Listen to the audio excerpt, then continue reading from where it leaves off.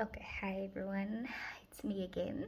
I guess this is kind of ironic that I'm telling the story of my social media disappearance when once again I have disappeared for a few days. It's actually great news why I disappeared. I started my own business.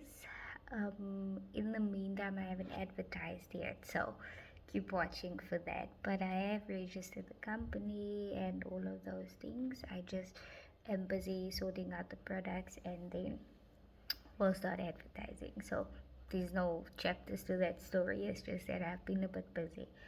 But then chapter 5.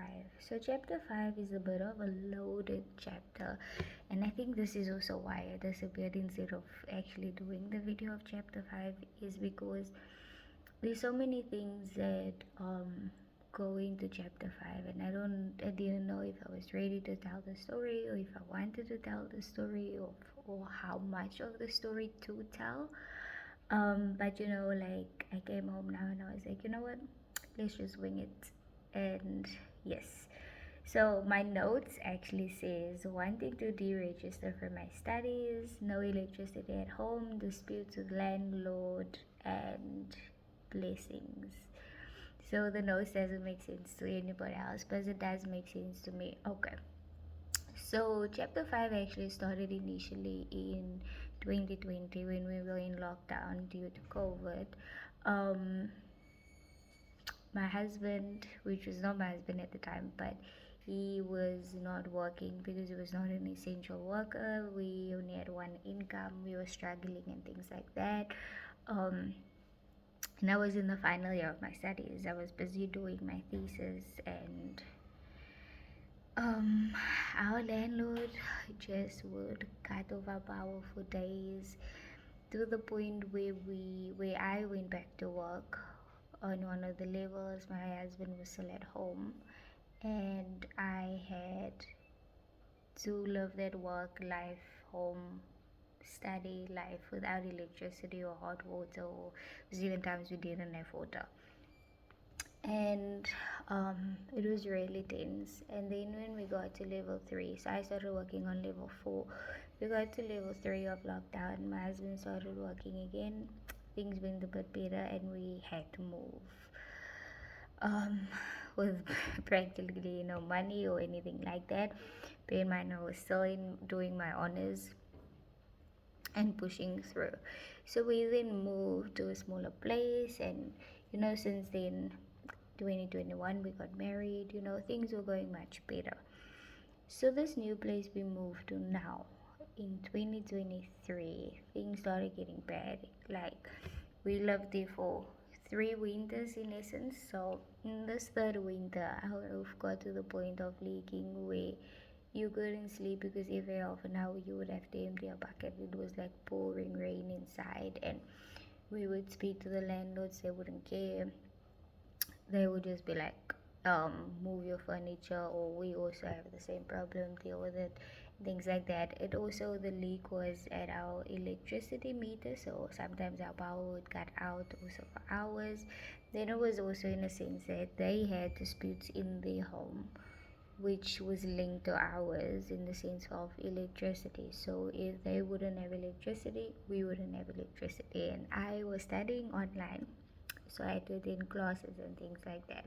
This is now post honors year 2020. I finished, I passed, I made it through COVID with passing my degree. Yes, I didn't have graduation, but I got my qualification. So in 2022, I started studying again, postgraduate studies. So this is now my final year of my postgraduate studies was 2023. It was a 2-year course, and I'm at the point where I have to attend classes, and like we attend classes online, and if you don't attend class, you can't write exams, all of these implications. And I'm sitting with a point of being at home watching class, not having electricity for hours and things like that, no one doing anything about it, and I just couldn't deal anymore. And then the rain started coming to the point where our electricity meter just bombed on us. There was, everything was just wrong. We looked for places We didn't find anything until we looked a bit further from home and we found something. We hadn't planned to move within 2 weeks. Then a week before we're supposed to move, the meter gives in. Boom. One Sunday, our place is flooded. It's pouring rain. It's horrible. I have assignments to have work, and I'm like, what do we do? I said to my husband, you know what? Let's contact the landlords of the new place. Let's see if we can emergency move.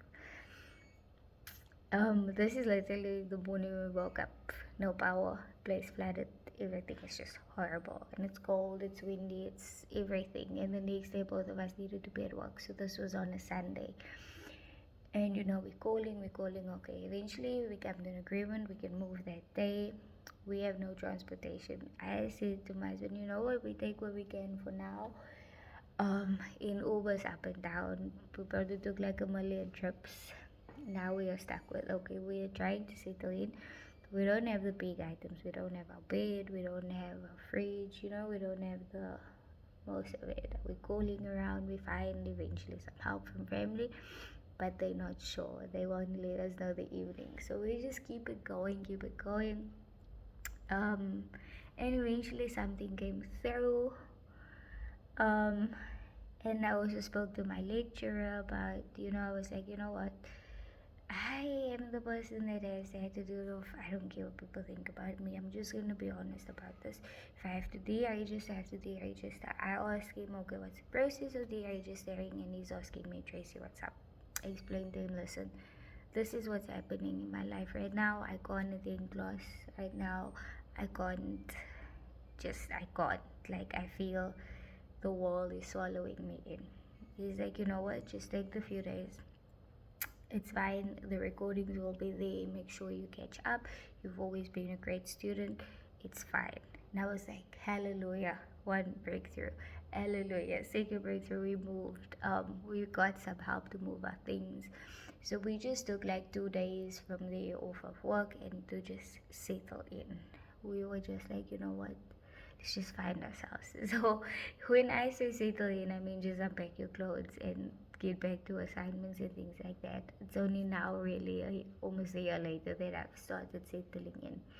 So that is chapter 5. Chapter 5 was very overwhelming for me. Like, I really had to pray and dig deep to find the strength to keep going. And I felt like every time when it's to the end of my studies, first my undergrad qualification and now postgrad qualification, it's like my world just explodes, and it takes literally every bit of strength within me to push through and complete. And I just couldn't find the strength after going through everything that I had. The previous chapters also. It's extremely difficult for me to do that. So I in essence just covered chapter 5 and chapter 6 by telling you about the emergency move as well. So it was daunting, and the one thing that usually carries me through when I have no strength left within me is prayer, yes, but it's always my mother's words on the phone saying, my child, it's gonna be okay. And that's the one thing I couldn't have. That's the one thing, like, dementia took from me. And this was the one time since my mom had dementia where I really just needed those words. And I needed those words for like more than a month. And there was just no way of getting it. Other people was there saying it, but it doesn't feel the same. It doesnn't have the same soothing effect. It didn't help me in the same way or anything like that. And I felt, you know what? This is the time. God needed me to come closer to Him, and I came. And I made it through. So, once again, I'm not telling these stories to be all sad and depressed or anything like that. I feel that I come from a generation or generations of family where family didn't speak to each other, where you weren't able to learn from another family's mistakes. You had to make the same mistakes in order to learn the same lesson. And people didn't talk to each other or didn't share stories. And I just feel that it's up to us to break those generational curses, to break those generational barriers to communication, and to just help one another, not need to make mistakes, to learn from each other, to build a new nation where we are kind and supportive to one another. And I always stand by, be kind. Like, the next person might be seeming like they are holding everything together, yet it's taking everything within them to not fall apart. And you might be that final nail in the coffin that just pushes them over that edge if you are not kind, or you don't share a story or anything like that. And I think my journey in making it thus far through these 3 years without my mom, it was purely listening to other people's stories, speaking to people, watching people's stories on social media, being inspired by others, taking butts here and butts there, and also being kind to myself. And I had great people in my life that weren't necessarily there, say, by choice. It was like supervisors from studies and stuff like that, that they genuinely invested their time and their patience within me in this journey. And they would always remind me, especially my supervisor, I can't say her name, but she would always tell me, Tracy, you know what you're doing, what you can. Remember to be kind to yourself. And those words always stuck to me, because who says that?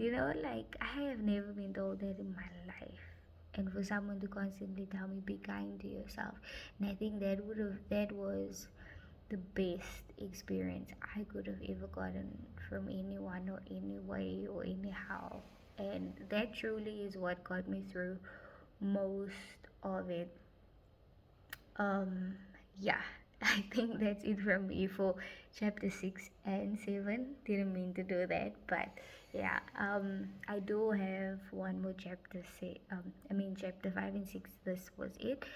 Chapter 7 is coming, and that will be the final one of my disappearance. And then I'll be talking about my new journey. Hopefully, I'll be ready to advertise so that I can genuinely explain to everyone where I'm at and what's happening with me.